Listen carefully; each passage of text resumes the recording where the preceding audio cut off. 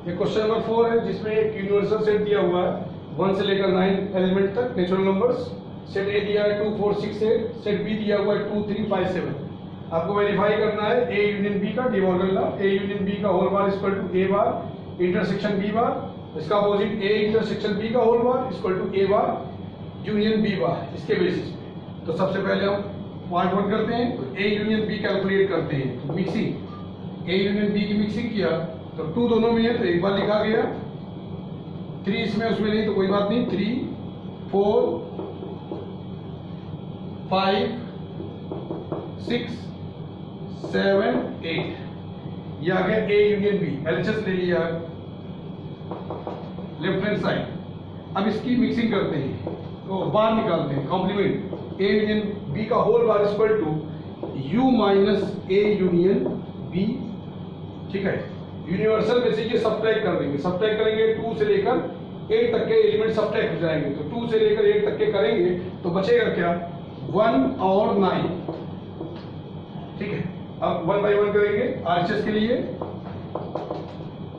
Equation 1 A bar equal to U minus A. U में से ए वाले एलिमेंट हटा देंगे, 2 4 6 8 हटा देंगे, 2 4 6 8 हट गया तो बचा कितना, 1 3 5 7 and 9। B bar u minus B क्या हट गया, 2 3 5 7, 2 हटा 1 आया, 2 3 5 7 हट गया तो 1 4 6 1 4 6 8 9। इसका इंटरसेक्शन किया ए बार इंटरसेक्शन बी बार, दोनों में कॉमन क्या है, दोनों में कॉमन 1 है और सिर्फ 9। इक्वेशन 2 देखिए, from equation 1 and 2 1 and 2 A union B पे whole bar equal to A bar intersection B bar. इधर देखते हैं सेकेंड पार्ट। तो एलएचएस ले लेते हूं, तो सबसे पहले ए इंटरसेक्शन बी निकालते हैं। तो ए और बी में हमारा क्या कॉमन है, ए और बी में हमारा कॉमन है 2, फिर सिर्फ हमारा 2 कॉमन है, 3 इसमें नहीं है, 5 इसमें नहीं है, 6 इसमें नहीं है, 7 इसमें नहीं है, 8 इसमें नहीं है। तो ए इंटरसेक्शन बी पे होल बार यानी कि u minus A intersection B, इसको सब्ट्रैक्ट करेंगे u में से तो सिर्फ 2 चला गया, तो 2 चला गया तो बाकी सारे एलिमेंट को लिख लेंगे। तो 1 3 4 5 6 7 8 9, सिर्फ 2 नहीं, 3 4 5 6 7 3 4 5 6 7 8 9। अब निकालेंगे हम ए बार जो कि ऑलरेडी हमारा कैलकुलेटेड है, 1 3 5 7 9। बी बार निकालेंगे जो कि ऑलरेडी कैलकुलेटेड है, 1 4 6 8 9। दोनों की मिक्सिंग करेंगे, ए बार यूनियन बी बार। आरएचएस है ये हमारा,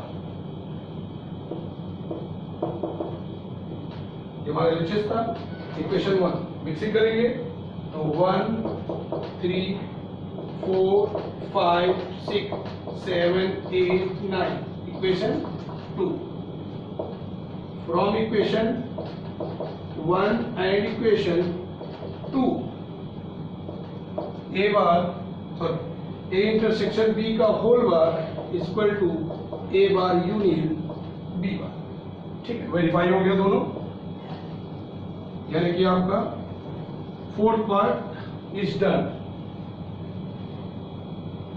ये आपका क्वेश्चन नंबर 5 है। क्वेश्चन नंबर 5 में कह रहा है draw appropriate Venn diagram for each of the following. देखिए इसमें वैसे तो 4 पार्ट्स हैं, फर्स्ट टू 4, मगर इसमें डी मॉर्गन लॉ का यूज करके फर्स्ट सेकंड पार्ट दोनों सेम है और ऐसे थर्ड और 4th पार्ट दोनों सेम है। यानी कि अगर हम फर्स्ट पार्ट का वेन डायग्राम ड्रॉ करेंगे वो सेकंड के लिए भी काम करेगा और थर्ड पार्ट का करेंगे तो 4th पार्ट के लिए भी काम करेगा, क्योंकि डी मॉर्गन लॉ हम जानते हैं कि ए यूनियन बी का whole bar equal to A bar intersection B bar, ऐसे ही ए इंटरसेक्शन बी का whole bar equal to A bar union B bar convert हो जाता है। ठीक है, तो चलिए, तो पहले ए यूनियन बी का होल बार ड्रॉ करने के लिए हमें सबसे पहले ए यूनियन बी को ड्रॉ करना पड़ेगा। मान लीजिए ये सेट ए है, ये सेट बी है, सेट ए सेट बी, थोड़ा सा बड़ा बना, विजुअल ज्यादा है।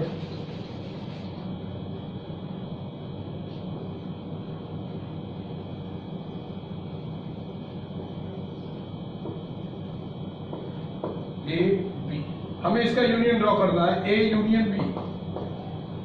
ठीक है, यूनियन का मतलब दोनों की मिक्सिंग, यानी कि दोनों के एलिमेंट पूरे के पूरे आ जाएंगे। पूरा का पूरा ये हो गया आपका किसका रिप्रेजेंटेशन है, this shaded area represent A union B. अब इसका बार लेना है, अब ये यूनिवर्सल है, कॉर्नर में क्या है यूनिवर्सल, इसका बार लेने का मतलब ये पूरा का पूरा निकाल के फेंक देंगे, तो बाकी जो कुछ बचा वो क्या हो जाएगा, उसका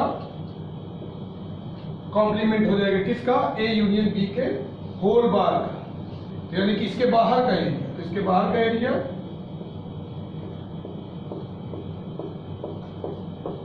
ये पूरा एरिया रिप्रेजेंट कर रहा है किसको, यहाँ पे कॉर्नर पे रहेगा U, this set is A, this set is B, पूरा का पूरा रिप्रेजेंट कर रहा है किसको, ए यूनियन बी का होल बार, या यही रिप्रेजेंट कर रहा है किसको, ए बार इंटरसेक्शन बी बार। आगे बढ़ते हैं, ए इंटरसेक्शन बी के होल बार के लिए सबसे पहले हमें ए इंटरसेक्शन बी का एरिया चाहिए। तो दोनों में जो कॉमन है, कॉमन वाला एरिया ये है, ये सेट ए है, ये सेट बी है, ये यूनिवर्सल सेट है। ये किसको रिप्रेजेंट कर रहा है, this represent the A intersection B. इसका बाहर निकालना है हमको, दोनों सेट बनाया। अब इस शेडेड एरिया के बाहर का, इस शेडेड एरिया के बाहर का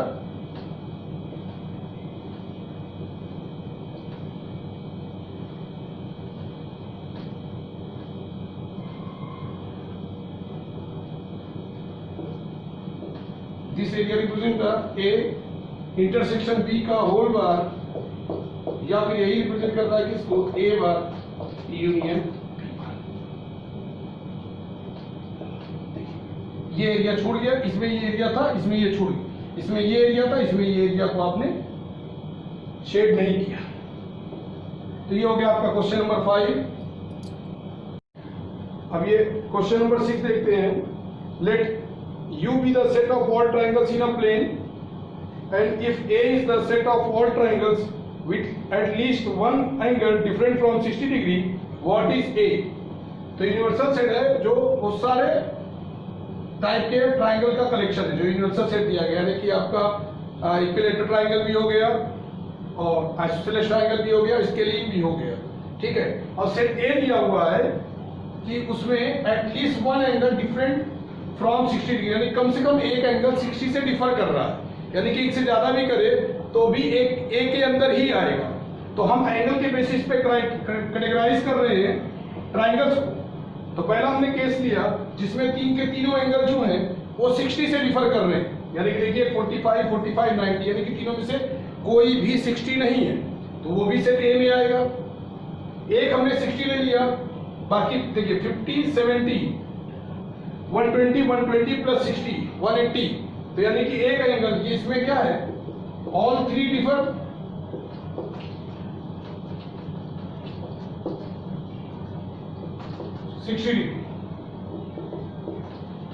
only one different from 60 degree. ठीक है, अब देखिए जब हमने दो एंगल, ये तो इसमें कोई भी 60 नहीं है, इसमें एक 60, अब हमने दो 60 का केस लिया। देखिए जैसे आप दो 60 लेंगे तो 60 प्लस 60 120, और 120 तो तीसरे को अपने आप क्या होना पड़ेगा, 60 ही होना पड़ेगा, यानी कि कभी भी दो एंगल 60 का केस नहीं बनेगा, वो अपने आप दो एंगल और थ्री एंगल वाला 60 वाला केस सेम हो जाएगा। यानी कि ये दोनों किसका एग्जांपल है, इक्विलेटरल का है। देखिए सेट ए में कौन सा आ रहा है, जिसका कह रहा है कि कम से कम एक एंगल 60 से डिफर करे, एटलीस्ट वन एंगल। तो एटलीस्ट वन एंगल यानी कि एक 60 से डिफर किया, ठीक है, एक एंगल देखिए इसमें दो 60 से डिफर किया, इसमें तीन 60 से डिफर किया, डिफरेंट फ्रॉम 60, 3 है, इसमें 2 है, उसके बाद का कोई केस ही नहीं है। तो अगर हम ए बार निकालेंगे, ए bar equal to U minus ए, तो ये दोनों जब हम हटा देंगे किसमें से, यूनिवर्सल में से, तो ये दोनों हटाने के बाद हमारे पास क्या बचेगा, set of on equilateral triangle. ये दोनों सेट ए का पार्ट है, ये दोनों सेट ए का पार्ट है। जब इन दोनों को हम इसमें हटा देंगे तो बाकी जो दोनों ये पार्ट बचा वो दोनों बेसिकली है क्या, इक्विलेटरल ट्राइंगल का सेट है। ठीक है, तो क्वेश्चन नंबर 6 जो कि बहुत इंपॉर्टेंट है, इसको ढंग से समझ लीजिए। ठीक, तो एक्सरसाइज 1.5 आपकी नहीं, ये क्वेश्चन और है, क्वेश्चन नंबर 7। क्वेश्चन नंबर 7 देख लेते हैं, बहुत इजी है, फिल इन द ब्लैंक का है। पीछे हम उसका एग्जाम्पल देख चुके हैं थ्योरी में। तो फर्स्ट पार्ट क्वेश्चन नंबर 7 का first part is A union A bar, A union A bar पीछे बता चुके हैं। इसको जब फिल करेंगे तो क्या हो जाएगा, यूनिवर्सल सेट। ठीक है, जो ए में नहीं था वो ए बार में रहेगा, दोनों को मिक्स करेंगे तो यूनिवर्सल बन जाएगा। 5 बार इंटरसेक्शन ए। अब 5 बार आपको बताया गया है कि क्या है, 5 bar is nothing but u minus 5। तो u में से 5 को जब सब्ट्रैक्ट करेंगे तब भी क्या आएगा, यूनिवर्सल सेट ही आएगा। यूनिवर्सल सेट और a में क्या कॉमन होता है, वो हमेशा a ही कॉमन होता है। Third part a intersection a बार। देखिए जो a में वो a बार में नहीं हो सकता, जो a बार में वो a में नहीं हो सकता, that means 5। And last part u bar intersection a। अब u बार क्या होता है, u minus u, that is 5। अब 5 और 1 का कॉमन, दैट इज अगेन 5।